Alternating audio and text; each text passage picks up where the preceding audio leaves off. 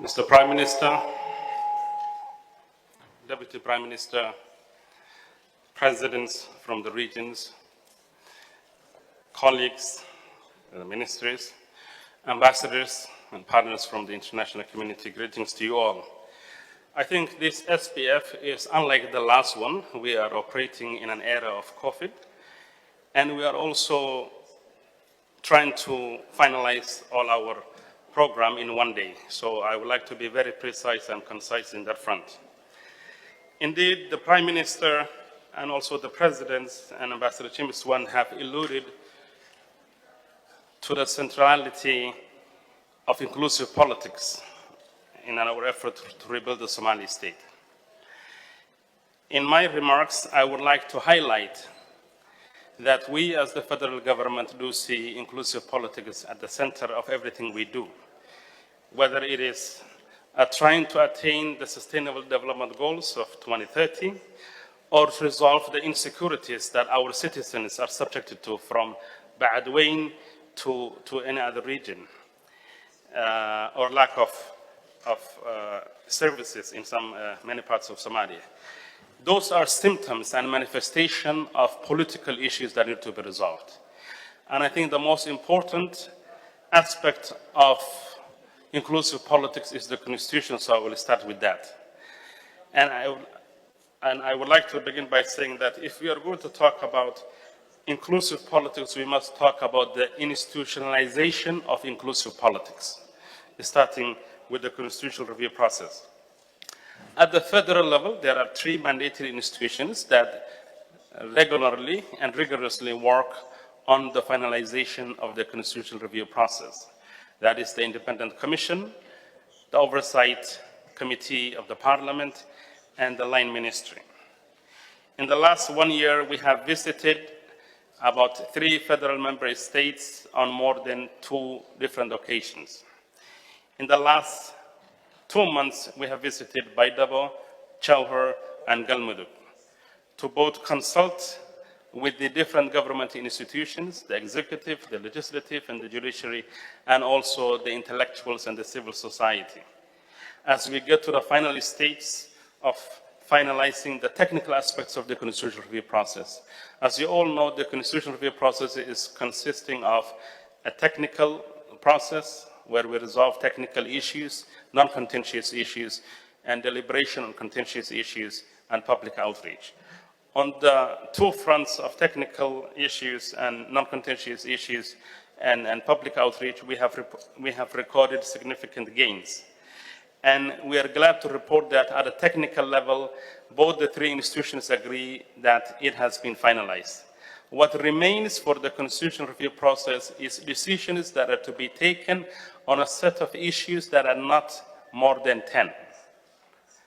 Most fundamentally, starting with Article 54, which talks about power sharing between the federal government and the federal member states. In the absence of agreement on that, all other interim ad hoc arrangements, such as the basis on which the electoral model was agreed upon, are only temporary in nature, and they cannot be institutionalized.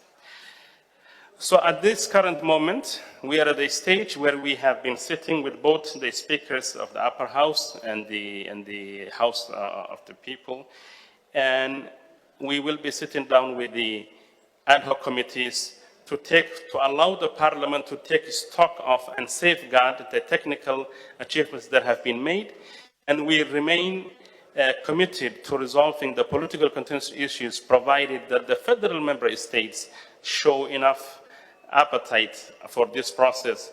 As you all know, some of them have, as some of them have alluded to here, they prefer postponing these contentious issues to a later mandate.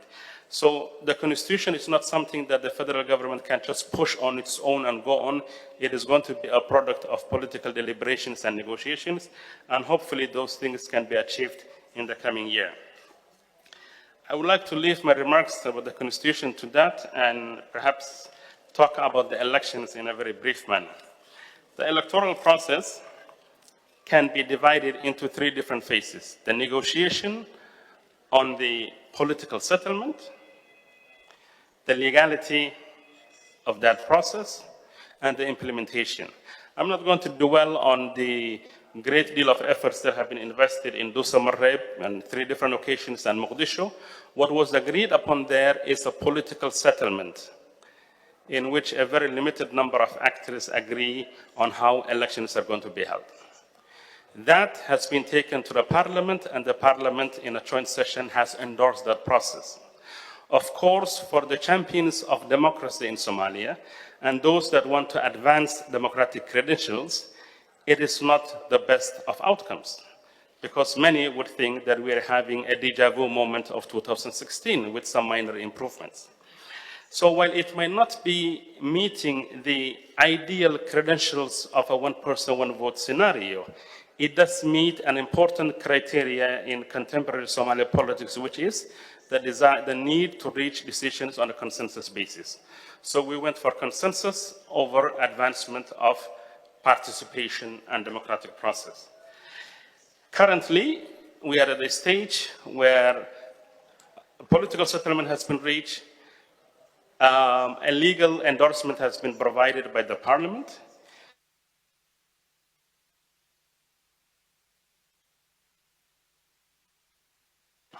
Hello? Yeah. We have an election implementation bodies, the feet and the seats.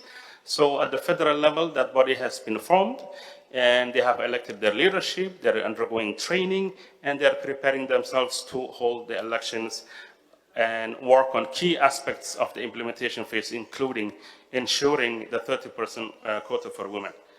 At the state level, about finalized. I think we are at the stage now where we are getting into implementation phase, and the remaining any technical contentious issues can be resolved through political dialogue. That's where elections stand. On the federalism front, we have our election in Hirshabelle. There are reconciliation processes happening in Beledweyne and other cities. The Minister of Interior is now in Beledweyne attending to processes down there. So that would be my remarks for now.